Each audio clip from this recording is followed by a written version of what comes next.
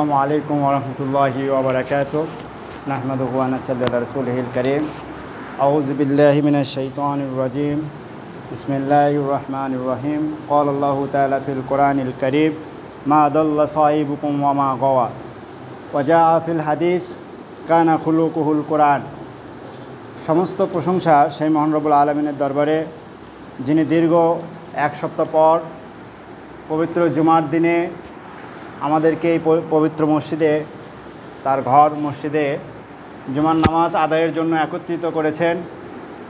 আমাদেরকে এই মসজিদে উপস্থিত হওয়ার তৌফিক দান করেছেন। সেই মহান রবের শুকরিয়া আদায় করি, সবাই বলে আলহামদুলিল্লাহ।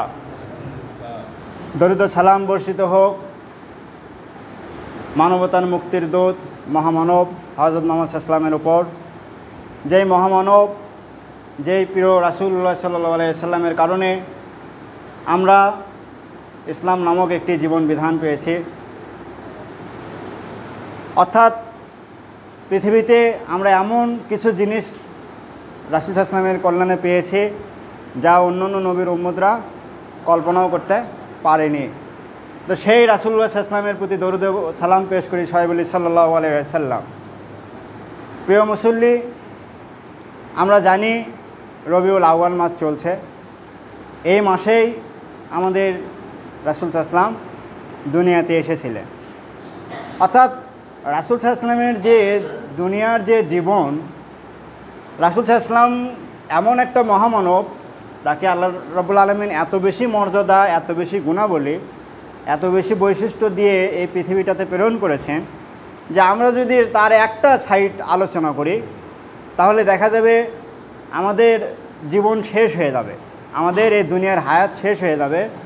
রাসূলুল্লাহ সাল্লাল্লাহু আলাইহি ওয়াসাল্লামের যে কোনো একটা সাইড নিয়ে যদি আমরা আলোচনা করতে যাই, আমরা রাসূল সাল্লাল্লাহু আলাইহি ওয়াসাল্লামের যে আজকে সামান্য কিছু আলোচনা করব, কারণ রাসূল সাল্লাল্লাহু আলাইহি ওয়াসাল্লামের এই বিষয়গুলো এত বেশি যে আমরা সারা জীবনেও আলোচনা করে শেষ করতে পারবো না। আমরা রাসূল সাল্লাল্লাহু আলাইহি ওয়াসাল্লামের যদি বিভিন্ন গুণাবলীর আলোচনা করতে যাই বা তার যে বৈশিষ্ট্যগুলো, তার স্বাভাবিক যে জীবন, এগুলোই আমরা শেষ করতে পারবো না। কিন্তু আমরা আজকে কোরআন হাদিস থেকে সামান্য জাস্ট কয়েকটা পয়েন্ট আলোচনা করবো যে রাসূল সাল্লাল্লাহু আলাইহি ওয়াসাল্লামের গুণাবলী নিয়ে। রাসূল সাল্লাল্লাহু আলাইহি ওয়াসাল্লামকে আল্লাহ রাব্বুল আলামিন পৃথিবীটাতে প্রেরণ করলেন। অর্থাৎ দেখেন যে ওই সমাজে মানুষ অন্ধকারাচ্ছন্ন একটা সমাজ ছিল, অর্থাৎ জাহেলিয়াতের যুগ ছিল। এই সময় এমন একজন মানুষকে পৃথিবীটাতে প্রেরণ করতে হবে যিনি ওই জাহেলিয়াত সমাজের সম্পূর্ণ বিপরীত, না হলে মানুষ তো আপনার কথা শুনবে না। এই কারণে আল্লাহ রাব্বুল আলামিন তার ভেতরে অসংখ্য গুণাবলী দিয়ে প্রেরণ করেছিলেন। তো আমরা আমাদের রাসূল সাল্লাল্লাহু আলাইহি ওয়াসাল্লামের যদি এই গুণাবলীগুলো যদি দেখতে যাই, তাহলে দেখব, কোরআন হাদিসের আলোকে যদি দেখি তাহলে দেখব যে তিনি উত্তম চরিত্রের অধিকারী ছিলেন। অর্থাৎ তার চরিত্রটা ছিল অত্যাধিক উত্তম। মানে উত্তম চরিত্র, একটা প্রবাদ বাক্যই আছে যে মানুষ যদি টাকা পয়সা বা অন্য কিছু হারায় তাহলে সে সামান্য কিছুই হারালো, আর ক্যারেক্টার যদি সে লুজ করে তাহলে এভরিথিং ইজ লুজ। অর্থাৎ যার চরিত্রটা নষ্ট হয়ে যাবে তার সব কিছুই শেষ। তার মানে এই রকম একটা সমাজে, যে ওই সমাজে কারো চরিত্রটাও ঠিক ছিল না, সবাই নারী, মদ এগুলো নিয়েই ব্যস্ত ছিল। ঠিক ওই যুগে আমার রাসূল সাল্লাল্লাহু আলাইহি ওয়াসাল্লাম ছিলেন উত্তম চরিত্রের অধিকারী। অর্থাৎ জাহেলিয়াত আরবে 3টা শব্দ প্রচলিত ছিল, অর্থাৎ W3W। এক ডাব্লুতে হলো ওয়ার মানে যুদ্ধ, আর এক ডাব্লুতে হলো ওম্যান মানে হলো নারী। অর্থাৎ যুদ্ধ, নারী, এবং তারা আরেকটা ছিল সম্ভবত মানে এইরকম আর কি, তারা যুদ্ধ, নারী, মদ এগুলো নিয়ে তারা ব্যস্ত ছিল। এই রকম যুগে রাসূল সাল্লাল্লাহু আলাইহি ওয়াসাল্লাম ছিলেন কি উত্তম চরিত্রের অধিকারী। তো সাহাবীরা হযরত আয়েশা রাদিয়াল্লাহু আনহাকে জিজ্ঞেস করলেন যে রাসূল সাল্লাল্লাহু আলাইহি ওয়াসাল্লামের, আমরা বাহিরে রাসূল সাল্লাল্লাহু আলাইহি ওয়াসাল্লামকে তো দেখি, তো রাসূল সাল্লাল্লাহু আলাইহি ওয়াসাল্লাম সাংসারিক জীবনে কেমন ছিলেন? আপনি তো তার স্ত্রী, তো তার পারিবারিক জীবন, সাংসারিক জীবনটা কেমন ছিল? তার চরিত্রটা আসলে কি দুই রকম কিনা, মানে আমাদের সামনে এক, পরিবারের ভিতরে এক, এইরকম কিনা? তখন রাসূল আয়েশা বললেন যে তোমরা কি সেই রহমানের কোরআন পড়নি, সেই আমাদের কাছে যে আল্লাহ রাব্বুল আলামিন রহমান যে তিনি কোরআন পাঠিয়ে দিয়েছেন, এই কোরআন কি তোমরা পড়নি? তখন সাহাবীরা বললেন হ্যাঁ আমরা তো কোরআন পড়েছি।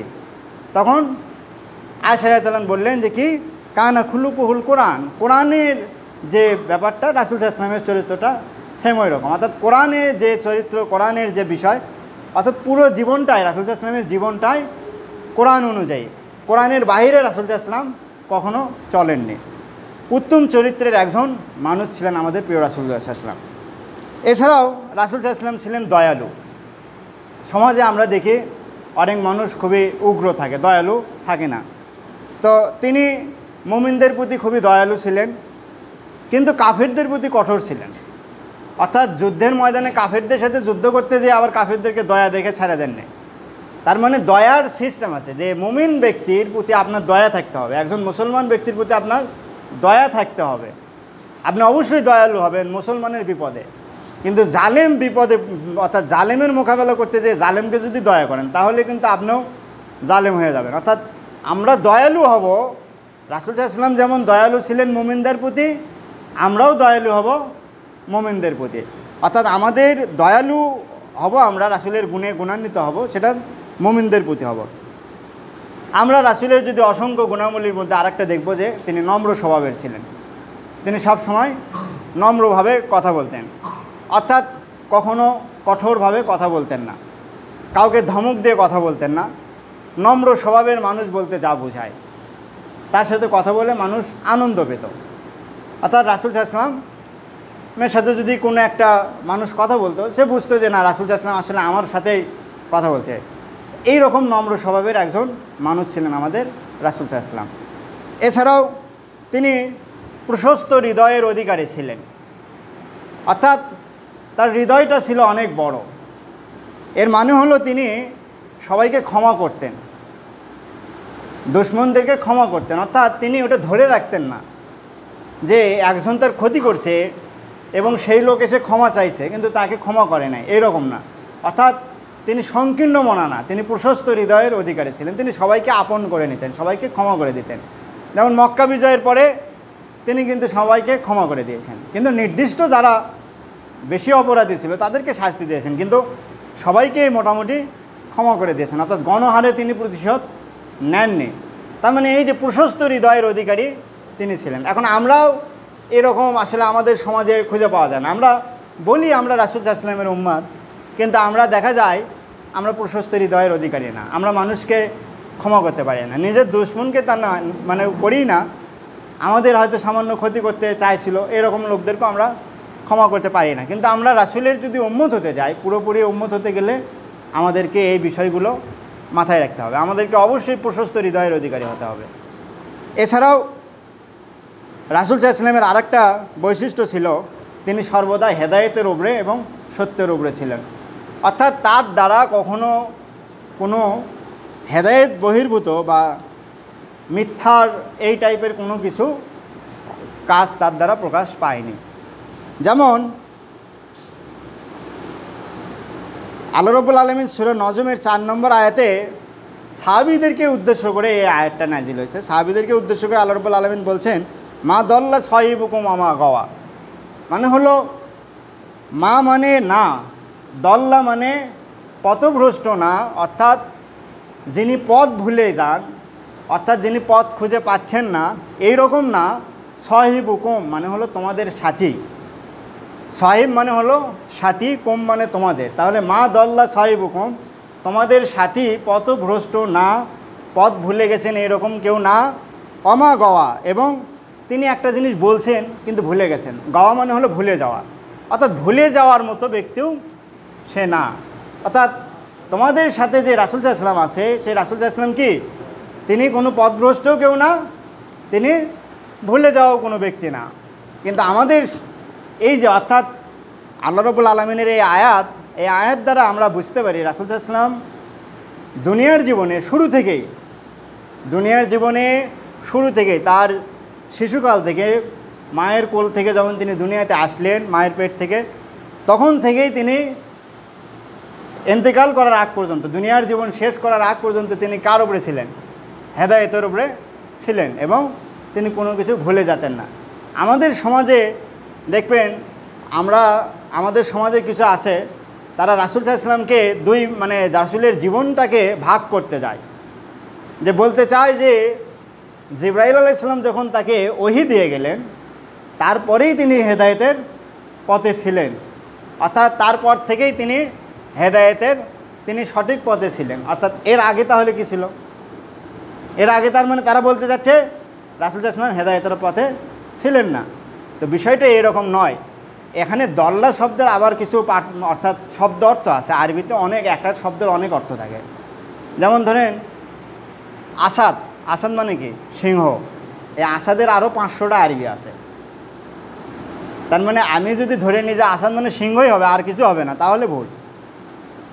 আরবের যে আরবিগুলো, এই আরবির অনেক অর্থ থাকে। যেমন দল্লা শব্দের অর্থাৎ এখানে যে আমাদের সমাজে যারা রাসূলের জীবনকে দুই ভাগে বিভক্ত করতে চাচ্ছে, তারা যে প্রকারান্তে বলার চেষ্টা করে যে রাসূল 40 বছরের পর থেকে, অর্থাৎ নবুয়ত পাওয়ার পর থেকে তিনি হেদায়েতের উপরে আসেন, আর 40 বছরের আগে থেকে তিনি কি পথভ্রষ্ট ছিলেন, তাই না?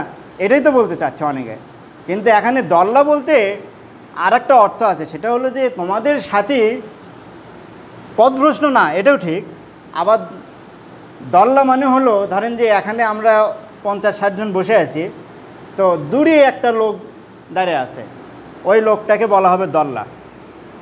এর মানে হলো আল্লাহ রাব্বুল আলামিন এখানে সূরা দোহার যে দল্লা শব্দ আছে একটা, তো ওখানে আল্লাহ রাব্বুল আলামিন এই দল্লার অর্থটা ওখানে করছেন এইভাবে যে আরবের যে সমাজটা, যে জাহিলিয়াত সমাজটা, এটা এক জায়গায় জড়ো হয়ে আছে। এটা অন্ধকার একটা সমাজ এক জায়গায় আছে, আর আমার রাসূলকে যে আমি প্রেরণ করেছি, আমার এই রাসূল সত্য নিয়ে সাইটে দূরে দাঁড়িয়ে আছে। তোমরা এখন কি করো? তাহলে তার সাথে যে যোগ দাও। তো এই ব্যক্তিকে বলা হবে দল্লা। তো যাই দল থেকে একটু দূরে একাই সঠিক পথে দাঁড়িয়ে আছে। তার মানে হচ্ছে যে রাসূল সাল্লাল্লাহু আলাইহি ওয়াসাল্লাম কী ছিলেন? জাহিলিয়াত সমাজ থেকে একটু দূরে ছিলেন না? জাহিলিয়াত সমাজে সবাই ছিল বদমেজাজি, সবাই ছিল জাহিলি যুগের যে স্বভাব থাকে, মদ, নারী, এগুলো গাজাতে আসক্ত ছিল, যুদ্ধে আসক্ত ছিল, হানাহানি মারামারিতে আসক্ত ছিল। কিন্তু রাসূল সাল্লাল্লাহু আলাইহি ওয়াসাল্লাম সত্য, তিনি আলাদা ছিলেন। তার মানে এখানে এই বিষয়টাও বোঝা যায় যে রাসূল সাল্লাল্লাহু আলাইহি ওয়াসাল্লাম আসলে সর্বদাই তিনি তার জীবনের আগে এবং পরে, অর্থাৎ নবুয়ত পাওয়ার আগে এবং পরের গুণাও আমরা এখান থেকে আমাদের একটা যে আহলে সুন্নাহ ওয়াল জামাতের যে আকীদা, সেটাও আমরা ক্লিয়ার করে নিতে পারি। সেটা হলো যে রাসূল সাল্লাল্লাহু আলাইহি ওয়াসাল্লাম নিষ্পাপ ছিলেন।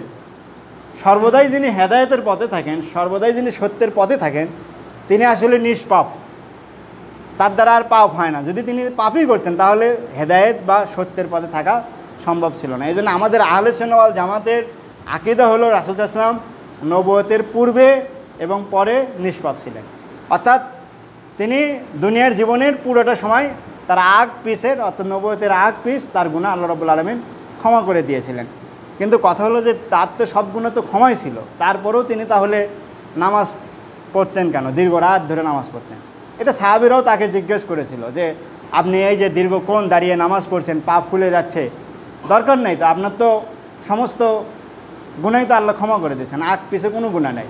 বরং আল্লাহ রাব্বুল আলামিন তার রাসূলকে এত বেশি কিয়ামতের দিন মর্যাদা দেবেন যে আমাদের যদি কোনো গুনাহ থাকে, আমরা হয়তো জাহান্নামের দিকে যাচ্ছি, আমাদের হয়তো আমলনামায় ফয়সালা হয়ে গেছে, আমরা জাহান্নামের দিকে যাব, রাসূল চাইলে আমাদেরকে জান্নাতে ঢুকাতে পারবেন। তার মানে রাসূলের এই পাওয়ার আছে। তো এইরকম মর্যাদাশীল একজন মানুষ, যার পিস গুনাহ মাফ, তারপরেও তাকে নামাজ কেন পড়লো? সাহাবীরা জিজ্ঞেস করলেন। তো তিনি কি বললেন? আমি কি শুকরগুজারি বান্দাদের অন্তর্ভুক্ত হব না? অর্থাৎ আল্লাহ তাআলা আমাকে ক্ষমা করে দিয়েছেন, তারপরে আমি এগুলো করতেছি তার প্রতি একটা শুকর আদায়, তার ভালোবাসায়। তার মানে আমি বলতে চাচ্ছি যে দেখেন যে রাসূল সাল্লাল্লাহু আলাইহি ওয়াসাল্লাম যার পিছ সব কিছুই ক্ষমা, যিনি তার উম্মতদেরকে জাহান্নামে যাচ্ছে এরকম উম্মতদেরকেও তিনি বেহেশতে ঢুকাতে পারবেন। তো এইরকম মহামানব, এইরকম প্রিয় রাসূল সাল্লাল্লাহু আলাইহি ওয়াসাল্লামও যদি নামাজ পড়েন, নিয়মিত রোজা রাখেন, দিনের জন্য কষ্ট করেন, আমাদের ব্যাপারটা তাহলে কি হবে? আমাদের ব্যাপারে তো কোনো ঘোষণা হয়নি। আমাদের ব্যাপারে কি ঘোষণা হয়েছে? কোনো ঘোষণা হয়নি। সাহাবীদের ব্যাপারেও কিছু কিছু সাহাবীর ব্যাপারে ঘোষণা হয়েছে যে এই সব সাহাবীরা আশারাই মুবাশশারা, যে 10 জন সুসংবাদপ্রাপ্ত সাহাবী। এছাড়াও অনেক সাহাবীকে আল্লাহ রাসূল সাল্লাল্লাহু আলাইহি ওয়াসাল্লাম বিভিন্ন সময় জান্নাতের সুসংবাদ দিয়েছেন। তো এইরকম সাহাবী আবু বকর রাদিয়াল্লাহু আনহু মাঝে মাঝে কান্নাকাটি করতেন আর বলতেন যে আমি যদি ওই পাখি দেখে বলতেন যে আমি যদি পাখি হয়ে যেতাম তাহলে কি হতো, পাখির তো কোনো হিসাব নাই, মারা গেল মাটির সাথে মিশে যাবে কিয়ামতের দিন। তা আবু বকর রাদিয়াল্লাহু আনহু এরকম কান্নাকাটি করতেন পরকালের জীবন নিয়ে। ওসমান রাদিয়াল্লাহু আনহু কবরের সাইড দিয়ে গেলে কান্নাকাটি করতেন কবর দেখে। তিনি বলতেন যে এটাই হলো আখিরাতের প্রথম স্টেপ। এখানে যদি কেউ ধরা খায়, এখানে যদি কাউকে গ্রেপ্তার করা হয় তাহলে আর উপায় নেই, ওইটা পার হয়ে গেল তো মোটামুটিভাবে ধরেন যে সব পার হয়ে যাওয়া যাবে। কিন্তু ওখানে যায় যদি কেউ ধরা খায় তাহলে তার আর পরবর্তী স্টেপ তার কল্পনার বাইরে।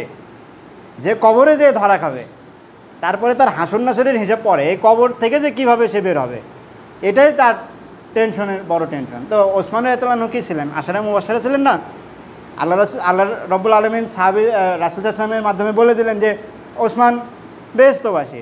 তো ওসমান রাদিয়াল্লাহু আনহু, আবু বকর রাদিয়াল্লাহু আনহু যদি এরকম জান্নাতের সুসংবাদপ্রাপ্ত হওয়ার পরেও, তারা যদি রাসূল সাল্লাল্লাহু আলাইহি ওয়াসাল্লামের সাথে থাকার পরেও, তারা যদি হেদায়েতের উপরে থাকার পরেও, সবসময় সত্যের পথে থাকার পরেও যদি তারা টেনশন করতেন, তাহলে আমরা রাসূলের উম্মত, আমাদের চরিত্র ঠিক নাই, কথাবার্তা ঠিক নাই, স্বভাব আচরণ ঠিক নাই, আমল ঠিক নাই, তাহলে আমরা কি করব?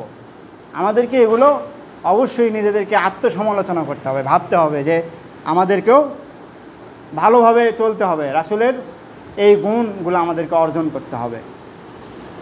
এরপরে রাসূল সাল্লাল্লাহু আলাইহি ওয়াসাল্লাম উম্মতের জন্য সর্বদা ব্যাকুল ছিলেন, অর্থাৎ উম্মতের ছোট বড় যে কাজই থাক রাসূল সাল্লাল্লাহু আলাইহি ওয়াসাল্লাম সব সময় তাদের ব্যাপারে ব্যাকুল ছিলেন। অর্থাৎ কোনো সাহাবী একটা ছোট একটা সমস্যা পড়ে গেছে, রাসূল সাল্লাল্লাহু আলাইহি ওয়াসাল্লাম ব্যাকুল ছিলেন যে এই সমস্যার সমাধানটা কীভাবে করা যায়।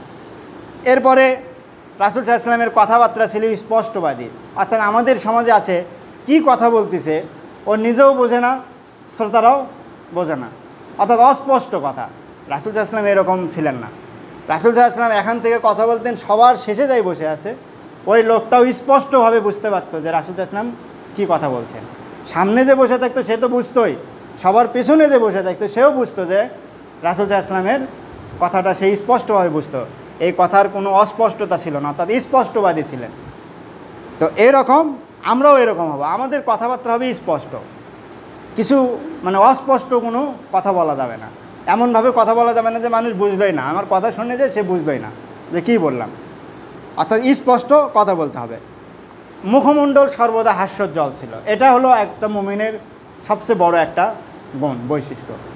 অর্থাৎ আমরাও রাসূল সাল্লাল্লাহু আলাইহি ওয়াসাল্লাম কী করতেন, যখন যে সাহাবীর সাথে রাসূল সাল্লাল্লাহু আলাইহি ওয়াসাল্লাম হয়তো বা কোনো একটা বিষয়ে টেনশন ছিলেন, কিন্তু সাহাবীরা এসে তার সাথে কথা বলতো, রাসূল বুঝতে দিতেন না, রাসূল তার সাথে হাসি মুখে কথা বলতেন।